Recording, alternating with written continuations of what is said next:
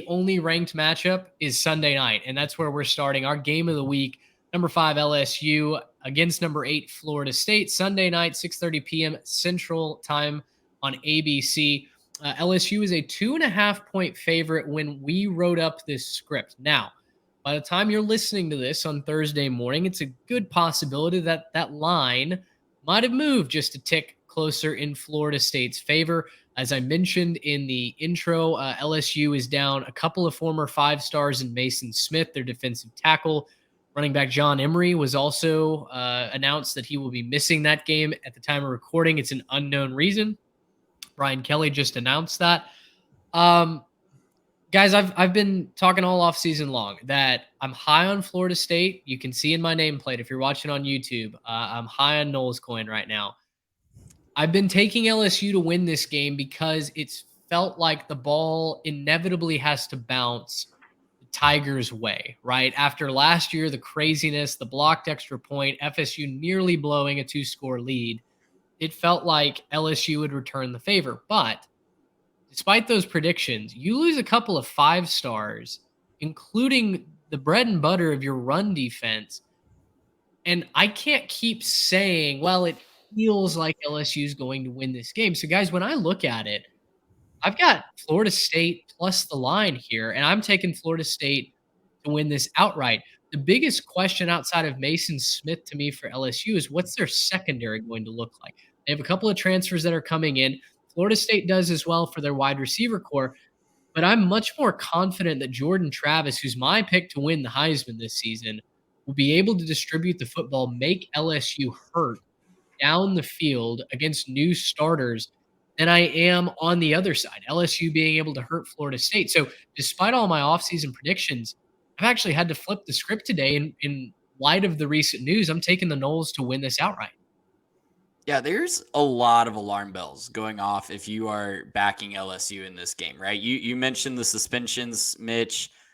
Losing Mason Smith is no small potatoes, just plain and simple. It's the difference in the game last year. And when these two teams were on the field last year, Mason Smith goes down for the injury, everything changes after that. Florida State's run game opens up, the offense opens up, and quite frankly, losing him throughout last season was one of the biggest weaknesses for that LSU defense. They couldn't stop the run as consistently as they wanted to without their big boy up the middle. So, man, the alarm bells are just going off for me and towards picking LSU in this one against it. And you add in the fact that Brian Kelly does not have the best track record in these big marquee out of conference games, thinking back to his time at Notre Dame. You add in the fact that this isn't the LSU DBU of old, and they are really struggling to find, who's going to be that. They know who's going to be that guy, but they haven't seen it on the field for him yet. And Florida State has the talent all over the receiving core and a new tight end and a good receiving back to make them pay and just run circles around that LSU defense if they're not ready. So all of that to me points to taking Florida State plus 2.5, and that's what I'm going to do. I don't know if they'll win outright.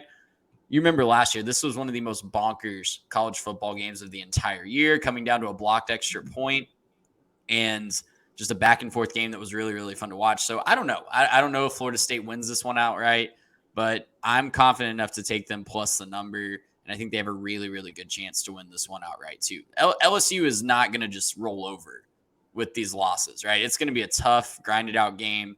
They've got a great offense of their own, led by Daniels, and they've got a really solid receiving core as well. But team to team, pound for pound, I'm just more confident in Florida State right now, and that's why I'm taking them. Yeah, and for all the talk that the missed extra points getting from last year, people keep seeming to forget that it was a turnover on the goal line on the other side of the field that even set that up in the first place. So all it was hold on to the football, and the missed extra points is a moot point, right? You don't care about that anymore. So look, there was some sloppy play here or there from them the last year, but it was a great game, obviously. I think we're going to get another one of those great games again this year. You guys have pretty much said it at this point. I love what both teams are bringing back at a lot of different places. I think both teams bring back awesome experience at quarterback, awesome talent at quarterback, a couple of guys who we'll be talking about all year long. They bring back plenty of talent across the field, right? They got great run games. They're both going to be able to pass the ball pretty effectively, both going to be strong up front. My big concern is the LSU rush defense, like you were talking about, Trey. Like, It's all about the rush defense for LSU. Last year, they didn't do it. In their 2 late losses against A&M and Georgia, they let up over 250 in both of those games rushing. Can't do that. And if you're going to do that against Florida State, it's going to keep being bad for you, and you're going to keep seeing that things are going to go pretty poorly. So I have Florida State winning this game outright. I did pick them to go undefeated. I think they win this game, not necessarily comfortably, but I don't think that it ever feels like it's a back and forth. I think that they'll kind of get out front, not quite put them away at any point, and maybe play with their food a little bit before they're done. But I do think Florida State wins this one outright because they'll be able to run the ball. They'll be able to control the clock in these shortened games.